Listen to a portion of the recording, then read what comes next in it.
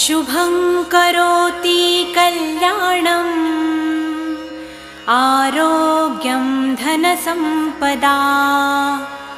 शत्रुबुद्धिविनाशाय दीपज्योति नमोऽस्तुते। दिव्यादिव्यारे दीपत्कार कानी कुंडलमोतीहार दिव्याला पाहून नमस्कार तिळाचे तेल कापसाची वात दिवा तेवे देवा पाशी